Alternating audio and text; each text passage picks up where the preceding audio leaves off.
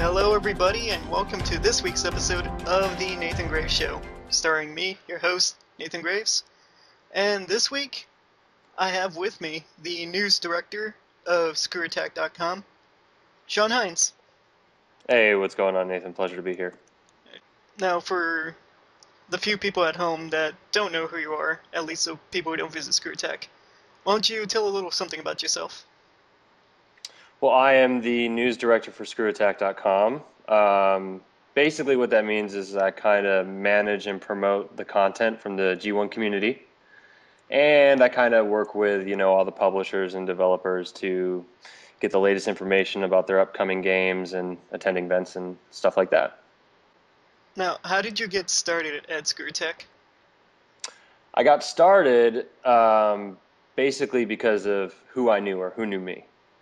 It's a big part of any business is kind of who you know, and Brian Baker, our community manager and all things production, was actually living with my brother at the time at a house that I own. And so I had known Brian for a year or two and had been kind of freelancing on my own. And Brian heard around the office that there was an opportunity, recommended me for the position. An interview later, I was news director for ScrewAttack. Now, did you know about ScrewAttack beforehand, and did you know what you were getting into? Kind of. I had an outsider's kind of view of ScrewAttack. I was only a G1 in the sense that I'd, enjoyed the content from time to time, but I wasn't a fevered fan or anything. I did attend SGC in 2009. It was like one of the first events that I kind of covered as a freelance writer for the video game industry. And, I enjoyed watching Death Battle and a couple of the other shows on the site, like the top 10 on game trailers. What's a workday like for the news director? A work day for a news director. I mean, this, my job is a little different than probably, say, the news director of a joystick or, even a Destructoid. But basically, I get in pretty early. I'm usually in about 7 a.m. And I essentially am responsible for the promotion of between 16 and 18 pieces of content on the site. And I usually create between 6 and 8 of those pieces myself. So the other 10 come from, community members who either want to share editorial or news-related information about video games and sometimes otherwise on our site. And then kind of from there, I just manage the flow of, all these articles as they go up throughout the day, making sure, comments are, being moderated and that kind of thing. And then in between, promoting all this content, I'm checking email and working with the guys around the office on the various shows that they have. I like to think of myself as more of a support role for a lot of the staff members here because, they all have their own shows that they've already, been working on or are just now creating. And I'm not really here to be a personality on video as much as I am supposed to be a personality in the blog space. So with the video stuff, I just spend more time helping them write or come up with ideas for clip of the week or death battle and stuff. But, it's mostly in the support role. When you were hired, were you told that you were going to be doing acting, like for clip of the week and such? No, actually, if I recall, when Lauren and I were hired, we were kind of, at least the general understanding around the office was that we were being hired specifically for blogging and news and like existing in that space. Mm-hmm. But I mean, we each almost within days of us being hired had opportunities to kind of get on video. Like I had a chicken nugget eating contest with Craig's brother. So that kind of propelled me instantly to a video on the site because they love eating contests, our community does. And then, they did like Lauren and I each had like we were interviewed. Like I had an interview with Craig, and obviously these were kind of mock, like silly things. and Lauren had 2 interviews with Brad in the in the recording closet.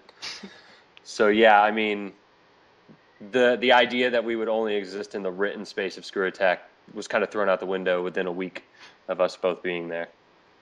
Now, what's your relationship like with the other members of ScrewAttack? I mean, we're just, we're colleagues and friends, and we enjoy hanging out and playing video games and talking about video games. I mean, Ben and I were just having a nice discussion about Mass Effect because those guys are planning to play through all the Mass Effect games on Screwing Around, and I'm a big fan of the Mass Effect trilogy, so we were just talking about like what DLC they were going to be playing and that kind of stuff. But yeah, I mean, Craig very much likes to instill the ideas in all of the staff members that we're all part of a family, and I think that's translated by how we work together and stuff like that. Right.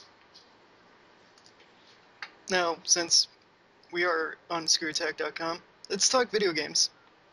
All right, I like video games. Now, what is the first video game you remember playing? Oh man, uh, it was either PC or Atari. My dad has always been a PC gamer. He still is to this day. So a lot of what I was raised on was PC gaming. But he also had an Atari 2600 from college.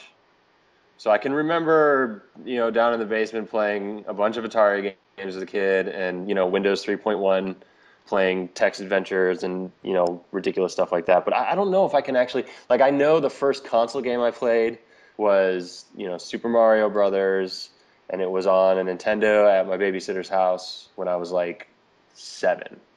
And then I kind of got bit from there, and the first console I ever owned was an SNES. So. What can you say is your favorite video game? Oh man, right now I'm really into the Assassin's Creed franchise.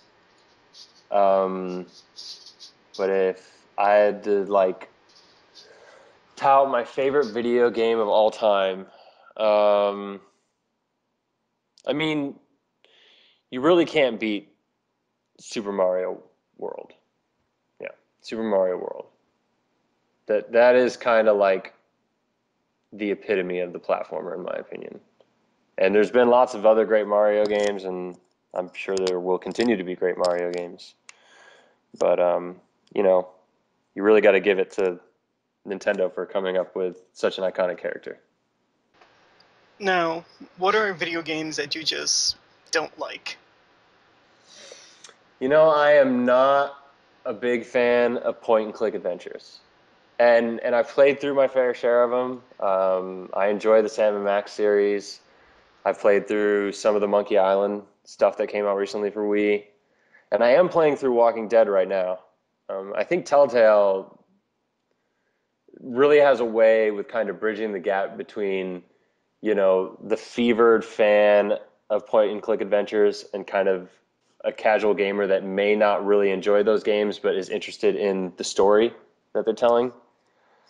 But generally, yeah, they're too slow. Sometimes the puzzles kick my butt, and I don't know, like I didn't really like the Back to the Future ones. I love that franchise. I think that there some great stuff about that franchise, but I could not get into the games for the life of me. And I hear some backlash coming from some people. No, I'm just kidding. I'm sure. No, I bet. Well, I never played the Back to the Future games, and I never seen the movies either, to be honest. Oh, sir, you must go watch the first 2. The third one, it's okay, but man, those first 2, it's classic 80s. What are your favorite genre of games? I personally, I'm big into action games.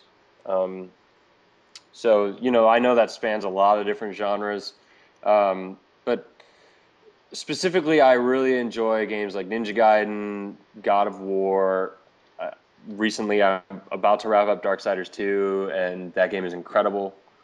I also like open world stuff, so GTA and Assassin's Creed. And then really, I play just about anything I can get my hands on. That's the thing I probably love most about games, is that I don't ever feel like I might have genres that are my favorite, but I like to play anything that's a video game pretty much. So like it's really hard for me to pin it down to one type of thing. What got you into writing for video games? Well, for video game news, rather.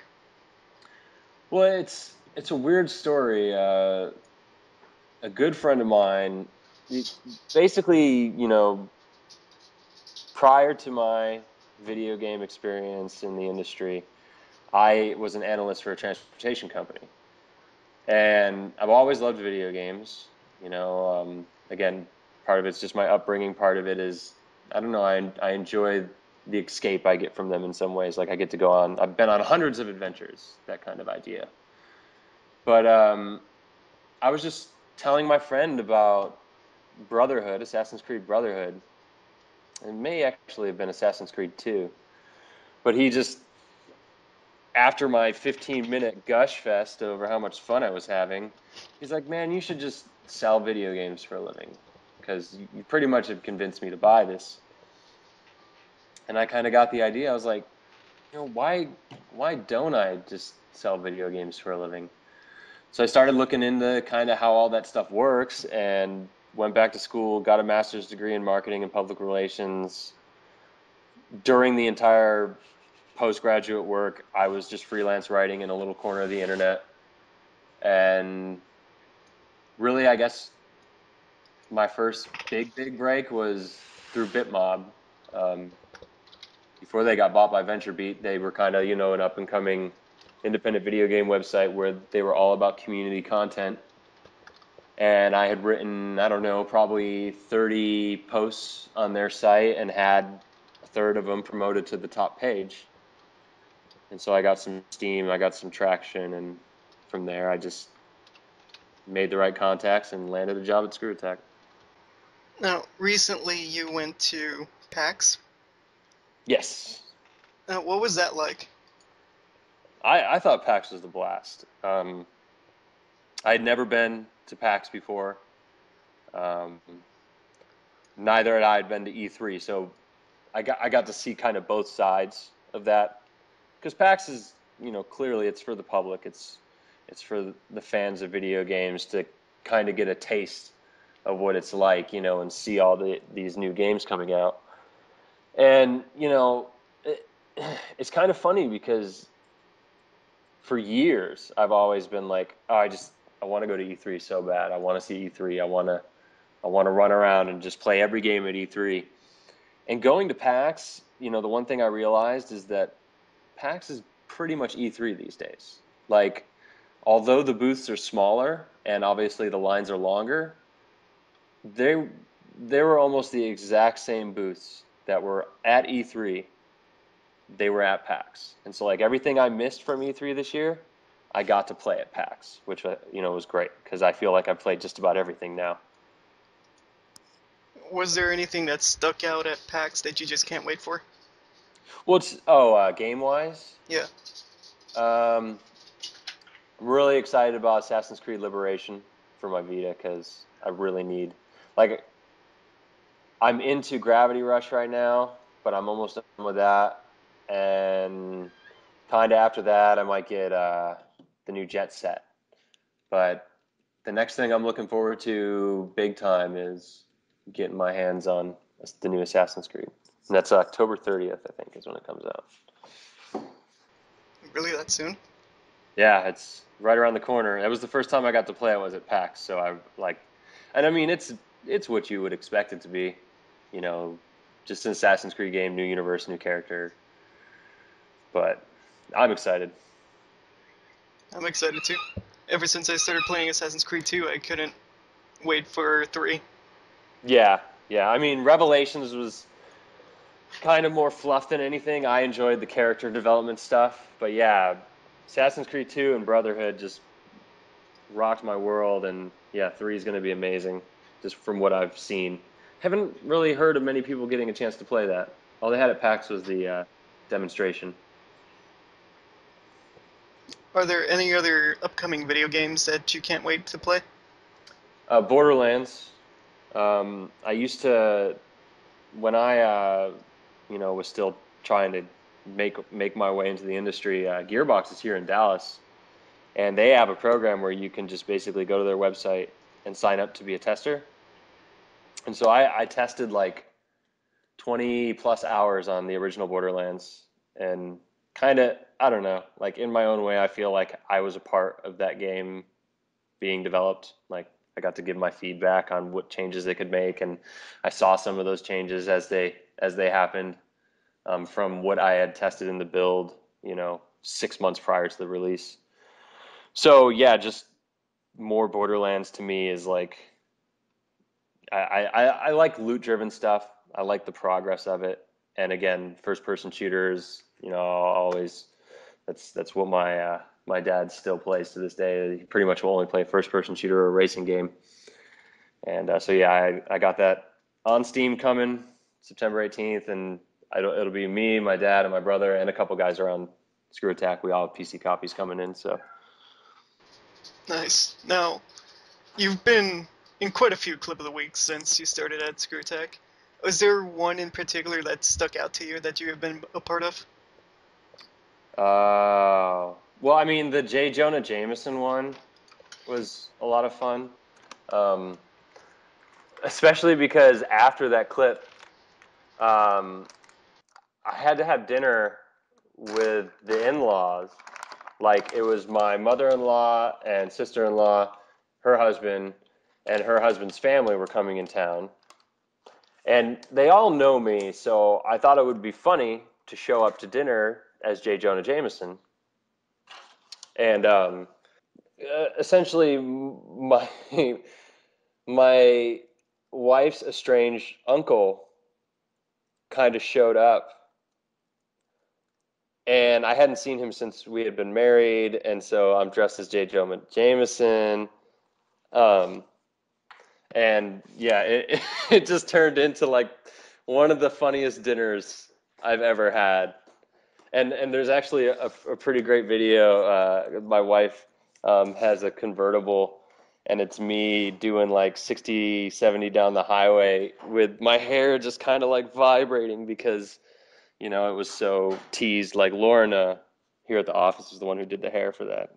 She's really good at, I guess it's like costumes or makeup. But yeah, that clip stands out in my mind. It probably will always stand out in my mind. Well, I don't think in any other job you'd be able to say, hey, I dressed up as J. Jonah Jameson for work today. Yeah, yeah, exactly. Like it's just it's a bizarro world, but it's great. So, Now, what are your favorite movies? ooh, let's see, favorite movies. It's really hard. Like I'm less than I used to be, but I used to be just the biggest film buff. Like I didn't watch any television shows, or I didn't watch anything on TV except movies, and I was the type of person who could jump into the middle of the movie and be perfectly fine. But you know, a movie that kind of has everything, and this is probably because I'm such a nerd as well, but The Fifth Element to me is like the greatest space opera ever told. And you have Bruce Willis being a badass, tons of explosions, all the action you can handle, crazy sci-fi, creatures in a really weird universe. But then you got Chris Tucker and like just the ridiculous comedy that comes from that. Like Luke Besson and the way he builds his worlds. Like I love The Fifth Element. I just think that's like almost the perfect balance of everything that you could want from a movie. Now, what are some movies that you just loathe? I don't know, like I I'm not a huge fan of the parody stuff. Like there was a time and place where movies like Airplane and The Naked Gun, like that stuff was great. And then like, Scary Movie I guess was okay, and that those had their place, but it just has gotten to the point where I don't know who's making those films or what's going on there, but I just wish they would stop. Like, I don't need them in my life. Now, this is something I've been wondering. I've been asking a couple friends about this. Like, I have been complaining about how there will be some games in between numbered sequels, like with Assassin's Creed, with Brotherhood and Revelations, and then Assassin's Creed 3, and with Halo, there's Halo 3, ODST, then Reach. Mm-hmm. Like, do you think that's really necessary? Because sure, it would help storyline wise, but are games like that really necessary? I mean, you have to look at it from all things being pure, probably not. You know, ODST seemed like it could have honestly been DLC for 3. And, well, Reach has its place, and I think Reach is probably the best out of all of them, just from a complete, like, getting the Bungie experience. A lot of it it's a business thing, you know? It's like there are franchises that can be annualized. Should they be? Maybe not. But they can be, and so they will be. And I think you're seeing that, especially with a game like Gears of War Judgment. Like, I felt like that trilogy was solid as a trilogy, and it told that story as much as it needed to be told. And I had no interest in playing Judgment. And I know that's not the case for a lot of fans out there. There's a lot of gearheads out there that are, you know, they're big into the Gears universe, and that's cool. But I feel like that's a perfect example of that, like, that game is just not needed. Like, they ended the trilogy on a somber note. And, you know, that should be the end, but, you know, they want to take it back. They want to show Baird's side and how, you know, he breaks Marcus out of jail and stuff. And it's like, okay, well, whatever. I'm not interested. And that's kind of the same thing with me with Halo, because I loved Halo. I love Halo 2, I love Halo 3. Interest was lost when ODST and Reach were announced, and even more so when they revealed Halo 4 at E3, when Halo 3 was supposedly supposed to be the last game of the trilogy. I even have a shirt that says "Finish the fight." Finish the fight. Yeah. Yeah, I remember that whole marketing campaign. Yeah. You know, Halo's not the guiltiest probably of all, but it certainly it seems a little more because 343 kind of taking the reins from Bungie, and Bungie's like, we're done and moving on and that whole thing. But I don't know, like, Ben here in the office, he's not necessarily the biggest Halo fan. But when he got out of and I haven't had a chance to play Halo 4 at all yet, but when Ben got out of the Halo 4 demo, he said he was really excited. And so to see somebody who really isn't invested in that universe come out and be like, yeah, this could be a really good game, it kind of makes me have hope that Halo 4 there'll be a place for it, you know? Yeah. But I am disappointed that they're bringing the Covenant back at all. Like, with him being frozen in space, they could have gone anywhere and done anything. And instead, I'm still going to be shooting grunts, elites, and jackals. And I'm just kind of like, okay, great. Since we're talking about big franchises and such, are there any big franchises like your Final Fantasies, your Call of Duties, that you think are just overrated? Overrated, huh? I really don't. I don't feel that way about most games. Honestly, with Call of Duty, I prefer those over Battlefield, and so I've when it comes time for me to make a choice, like, I've always purchased Modern Warfare. I think it's just it's different design philosophies, right? Mm-hmm. Like, you look at Blizzard.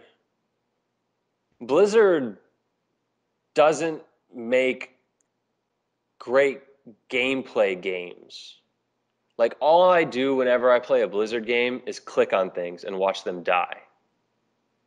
Like, but the way that Blizzard builds all these systems that manage all of those things, like nothing can compete with WoW from an MMO perspective.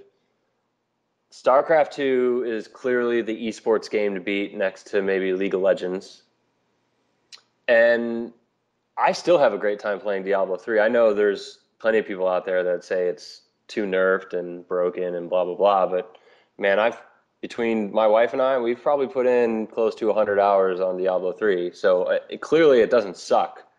But, you know, it's nothing like God of War, like from a combat, like a feat, like feeling like, oh, I just did a 38 hit combo, you know, like you just don't really get that vibe from a Blizzard game, but they're still the best at what they do, you know. Now, you mentioned League of Legends. Do you by any chance play any MOBA games like LoL? You know, I've played a handful of matches of LoL. I played Awesome Knots for like a week or two, and I probably will play some Smite before it's all, you know. But it's just those games. It's such a commitment, you know. I mean, to really get into those games and to have a really good time with those games, you have to put in a lot of time. You have to really understand what a MOBA is, and then find that champion that works great for you. And for me, I'm always like, I enjoy games that have a conclusion. Like I refuse to play MMOs because it will never end. You know, I had a WoW addiction for a good 2 years, and then I just swore off of them forever. And even with the MOBAs and kind of the esports scene, like I don't want to be that good at games, you know. I just want to enjoy games for why they're special, and you know, like an Assassin's Creed, like the reason why I love that game is not because of the parkour mechanics or the ability to stab 16 dudes in like 30 seconds, although that's really fun. It's more the interesting story and the way they kind of weave like fiction with fact. You know, like I know my history a little bit, and like that's why I'm really excited about 3, because like I know my history of the American Revolution way better than I know anything about Italian history. So like I'm excited to see how they weave like George Washington and, you know, the Boston Tea Party and the Boston Massacre, like all those things. Like I'm curious to see what part of real life, of real history, is going to play a role in the fiction that is the, you know, Abstergo agents and the Templar and all that cool Assassin's Creed stuff. What is something that the G1s don't know about John Hines? Something they don't know. When I was 17, I was like the second in command, if you want to call it that, of a racing team in Dallas. We used to go street race all the time, get chased by the cops, and all that fun stuff. Any interesting stories out of that?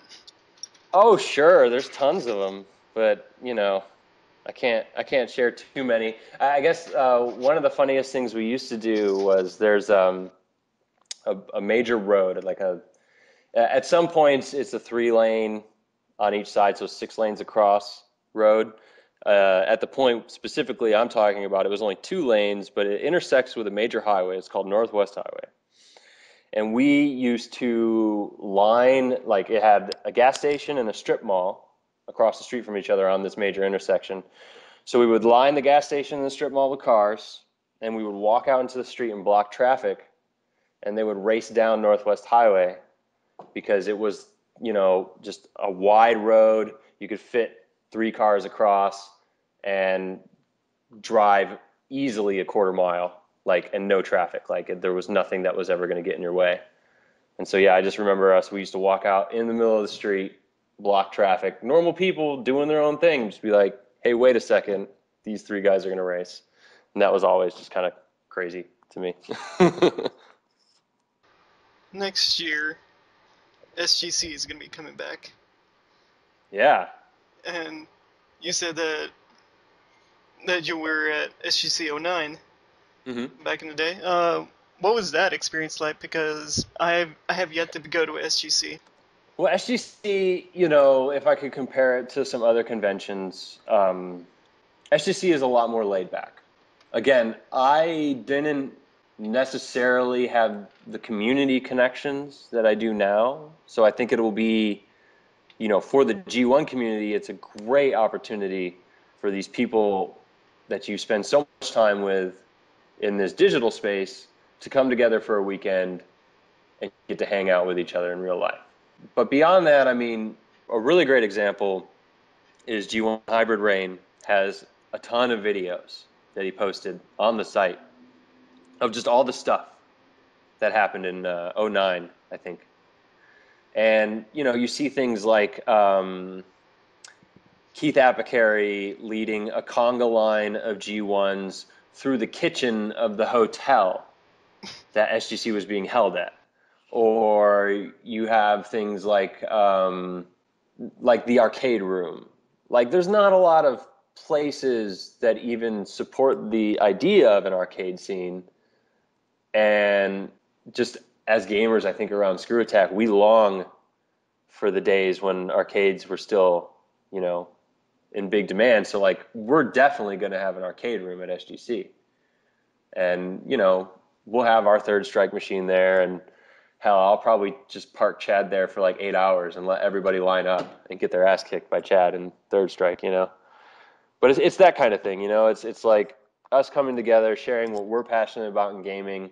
And I think that because, you know, the G1s were able to hit that mark and raise as much money as we had, it's going to free up all the people that they want to hang out with to hang out all 3 days, which I know in the past hasn't been the case. Like, I know that for a lot of these guys, SGC 09 and 10, they were working most of the weekend.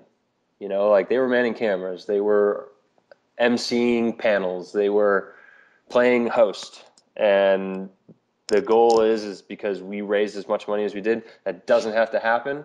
We will make sure that we have plenty of staff and plenty of people from outside of ScrewAttack to make sure all those things are happening, so that Craig and Chad and Jared and everybody else here can just be there to have fun, you know, and hang out with all of our community members. Are you still going to be dressing up like Gordon Freeman? Oh, hell yes. Awesome. We are working on the foam right now, because we may be making a couple other costumes. I don't know if that's confirmed yet, but so we're looking at like that. I think it's called EB foam, but it's like the stuff they use to make like the Mass Effect costumes. Mm-hmm. So yeah, I'm gonna try and use that same material and cut it into the shapes I need for the E-suit that Gordon wears. Because too many people go as like the white lab coat Gordon Freeman. Like, no, I'm not having that. I'm getting the full gray and orange E-suit. And Tom the Iron Man says he's going to send me a crowbar, so that'll be cool. Now, there's another thing that you worked on the site that I think is really important and really I found really helpful. The ScrewAttack Style Guide. Yes, the ScrewAttack Style Guide. I saw a lot of the community kind of trying to come up with their own assumptions about some of these things. And, you know, a lot of those guys are pretty spot on.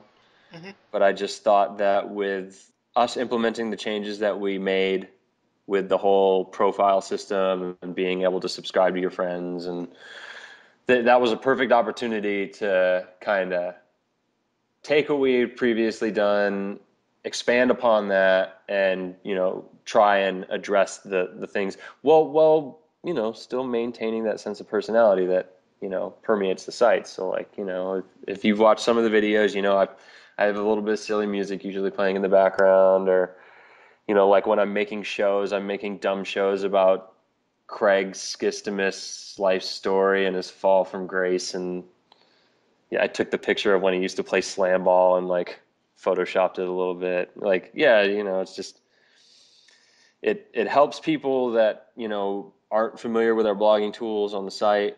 And it's also just a good quick reference, you know, in case you forget. All right. One more question before we end this. No problem. Is there anything in particular that you can talk about right now, at least, that you're working on for the future of ScrewAttack? Oh yeah. I mean, we took a lot of feedback from when the style guide launched, and kind of just general comments and stuff we see around the site. So right now, I can tell you that we are working on a way to give users the ability to use our gallery system, which I know has been a thing that especially like guys out there that are like photographers that want to share their work, sometimes they like, oh, how do I, use gallery? And it's like you can use Imager or you can use Flickr, but obviously we'd like to also be able to provide you that ability. So that's being worked on. I don't have a timeline, mostly because IT probably doesn't have a timeline to tell. They don't want to put a date on something and then miss it. But that is being worked on. So hopefully that will come to fruition sooner rather than later.